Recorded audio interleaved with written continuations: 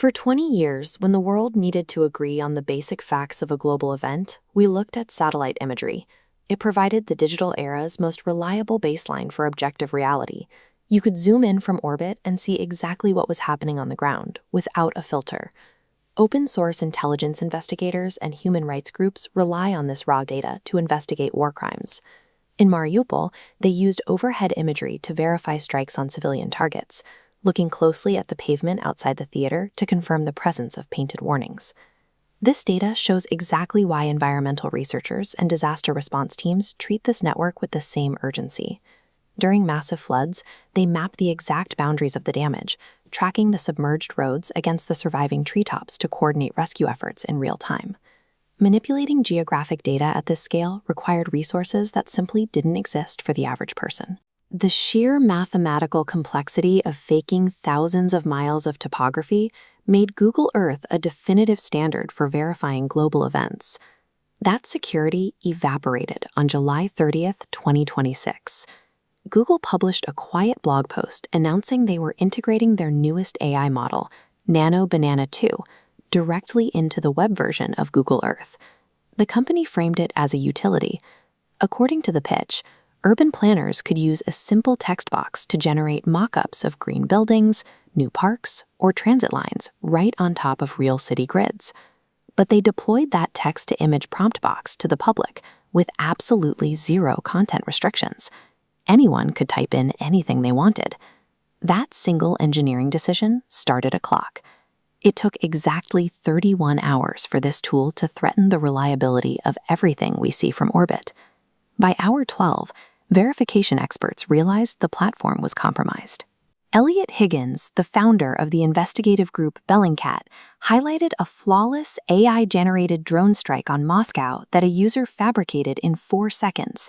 The creations escalated quickly. Users started generating photorealistic plane crashes in lower Manhattan, targeting modern skyscrapers with terrifying precision. Others fabricated imagery of destroyed geopolitical targets. They generated massive craters next to the cooling towers of Iranian nuclear facilities, the exact kind of imagery that could provoke a real-world military response. The reason these images were so convincing comes down to how Nano Banana 2 operates. It uses a technique called image-to-image transformation. Instead of generating a picture from scratch, it uses authentic geographic data, real roads and terrain, as a base layer. Then it surgically grafts fake destruction onto that real geometry, perfectly matching the original sun angle, lighting, and elevation. Because the fake visual elements inherited reality's actual mathematical metadata, the standard digital forensics tools failed to flag them. They were visually indistinguishable from truth. Google tried to defend the system using SynthID.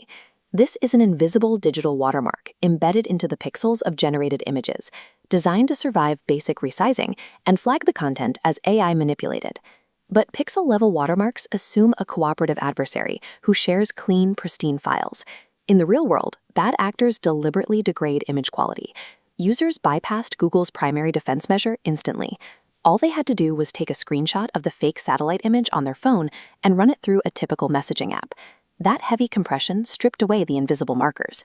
Facing an immediate backlash from intelligence analysts and journalists, Google quietly pulled the feature down at 5:36 p.m. the next day.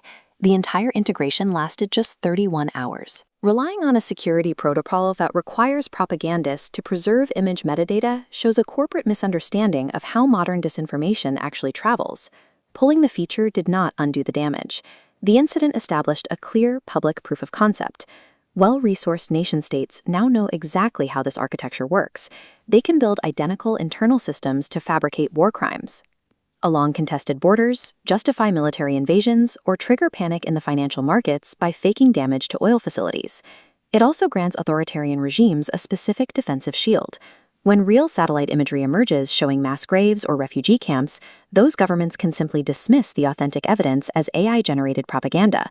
This technology hands hostile actors a powerful tool, plausible deniability for absolutely any physical event on the globe.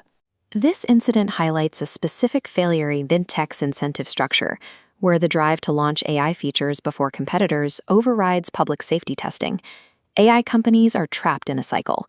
It's cheaper to launch unsafe tools, use the public as a beta testing team, and apologize later when things break, rather than doing the hard security work up front. Because the reliability of satellite imagery has been questioned, security researchers are pushing a new mandatory standard for verifying reality. It's called multi-source verification. A single image from Google Earth is no longer proof of an event. Journalists must now cross-reference those coordinates with independent commercial satellite networks, like Copernicus, Maxar, and Planet Labs, to confirm that physical destruction actually took place. In an industry where tech corporations are willing to compromise our shared sense of reality for market share, the burden of verifying the truth now falls on us.